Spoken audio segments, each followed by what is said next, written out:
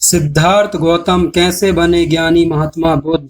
राजा के यहाँ बुद्ध का जन्म हुआ। पिता ने ज्योतिषियों को बुलाकर भविष्य पूछा।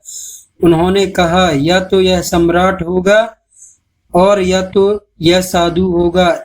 एक तरह से देखा जाए तो सच्चा सम्राट भीतर से साधु ही होता है। जब ज्योतिषियों की भविष्यवाणी राजा ने सुनी तो वे घबरा गए कि मेरा बेटा साधु हो जाए, ऐसा ठीक नहीं होगा। राजा ने पूछा, कोई उपाय बताइए, क्योंकि मैं चाहता हूं कि राजा का पुत्र राजा ही बने।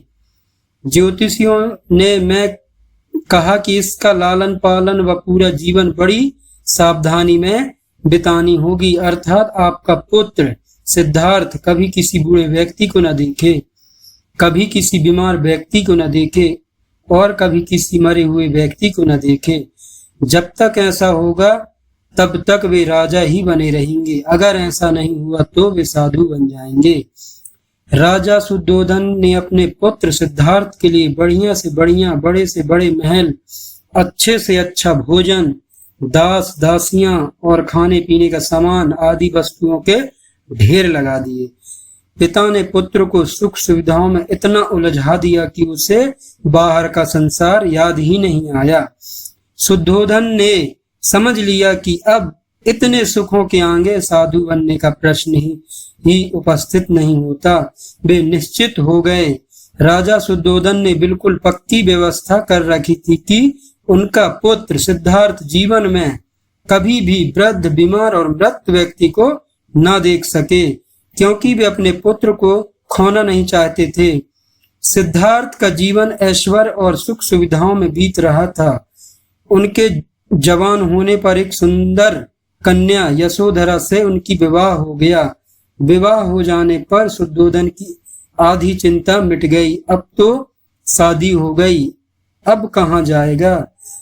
अब तो मेरा पुत्र बंधन में बंध गया है, अब उसके कहीं जाने का सवाल नहीं उठता।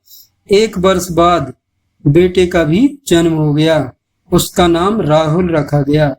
अब राजा शुद्धोधन को बिल्कुल पक्का विश्वास हो गया कि अब यह कहीं नहीं जा सकता।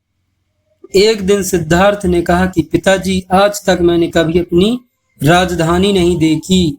आपकी आज्ञा हो तो आज देख आऊं। राजा ने कहा, हाँ अवश्य जाओ, अपना शहर देखकर आओ।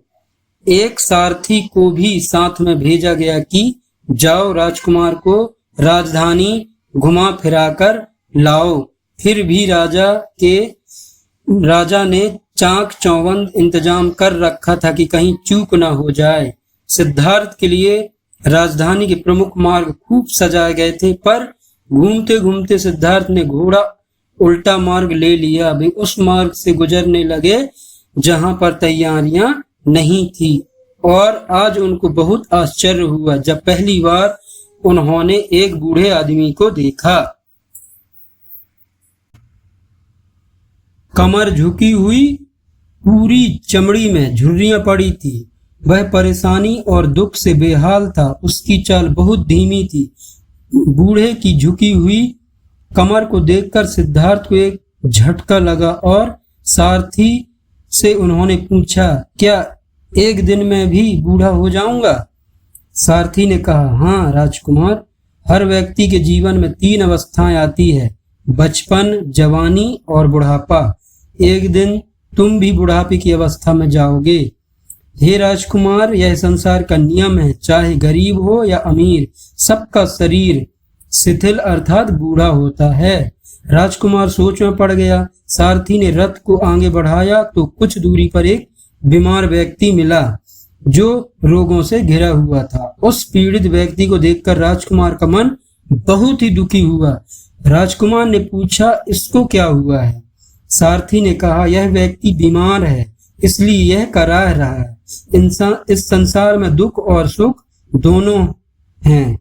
यह है अपने अपने भाग्य की बात है कि कोई दुखी है तो कोई सुखी है। क्या मैं भी कभी बीमार हो सकता हूँ? सारथी ने कहा, आप यह विचार अभी छोड़ दें, समय बड़ा बलवान होता है। ये सारी बातें कर्मों पर निर्भर करती है, चाहे राजा हो या रंक या सुख सुख दुख सब पर आते हैं, अगर शरीर में कोई रोग आना हो तो वह आएगा ही। यह सब सुनकर राजकुमार सोच में पड़ गया। सारथी ने रथ को कुछ आगे बढ़ाया तो सामने से 4 कंधों के ऊपर एक अर्थी को जाते हुए देखा। राजकुमार ने ऐसा पहली बार देखा था। उसने सारथी से पूछा, यह क्या है? यह आदमी मर गया है, यह मुर्दा है। जो व्यक्ति मर जाता है उसको बांधकर शमशान भूमि में ले जाते हैं, फिर वहां पर उसे जला दिया जाता है। राजकुमार ने कहा, क्या सबको मरना पड़ता है? हाँ, सबको मरना पड़ता है। यह मृत्यु लोक है। जो जन्म लेता है उसे कभी ना कभी अवश्य मरना पड़ता है।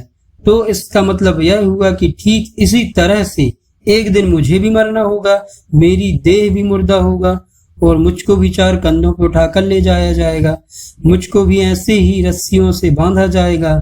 मेरे भी आगे पीछे घर के सदस्य रोएंगे, तड़पेंगे और जिस संसार का मैंने इकट्ठा किया है वह सारा का सारा मुझसे छूट जाएगा। इसका मतलब यह हुआ कि क्या एक दिन मैं भी मर जाऊंगा? क्या एक दिन यशोधरा भी मर जाएगी? क्या एक दिन मेरा राहुल भी मर जाएगा? सारथी ने कहा, हाँ राजकुमार, एक दिन मैं भी मरूंगा, आप भी मरेंगे, यशोधरा भी मरेगी और राहुल भी मरेगा, क्योंकि यह सब मरने के लिए पैदा होते हैं। उस रात सिद्धार्थ सो न सके। सोचने लगी कि क्या संसार में इतना दुख है, रोग है, बुढ़ापा है और ऐसे में मैं खा पी कर कैसे जी सकता हूँ? नहीं नहीं, ऐसा मुझसे नहीं हो सकता। मुझे खोजना होगा उस तत्व को जो दुख, पीड़ा और शोक से रहित हो, जो भय, भ्रम और भूल से परे हो, जो अनंत आनंद से भरा हो, जिसे पाकर फिर और कुछ पाने की इच्छा ना हो। सिद्धार्थ वैराग्य के शिखर तक पहुंच चुके थे। बस उसी रात को उन्होंने घर छोड़ दिया। सारथी से कहा कि नगर की सीमा से दूर ले चलो। नगर के बाहर पहुंचकर सारथी को लौटा दिया। फिर कई दिनों तक वन में चलते गए। एक घने पीपल के वृक्ष के नीचे आसन लगाकर ध्यान में लीन हो गए। इस प्रकार सिद्धार्थ गौतम बुद्ध बन गए। वीडियो थोड़ी सी भी अच्छी लगे तो वीडियो को लाइक करें, शेयर करें और चैनल को सब्सक्राइब करें। वीडियो पूरा देखने के लिए धन्यवाद।